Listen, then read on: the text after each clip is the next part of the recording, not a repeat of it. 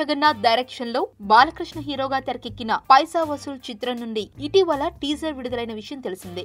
ఈ టీజర్ లో అన్నా 2 టికెట్స్ తీసుకో అంటూ బాలయ్య చెప్పిన డైలాగ్ బాగా ఫేమస్ అయిపోయింది. అయితే ఇప్పుడు అదే డైలాగ్ ని శకలక శంకర్ తాను నటించిన ఆనందో బ్రహ్మ సినిమా ప్రమోషన్ కోసం ఉపయోగించుకున్నాడు. సాధారణంగా సినిమా విడుదలయ్యాక అందులో పాపులర్ అయిన డైలాగ్ ని వాడుకోవడం జరుగుతుంది. కానీ పైసా వసూల్ చిత్రం ఇంకా విడుదల కాకముందే ఇందులోని డైలాగ్ ని ఆనందో బ్రహ్మ చిత్ర యూనిట్ సభ్యులు వాడుకోవడంపై బాలయ్య సీరియస్ అయినట్లు తెలుస్తుంది.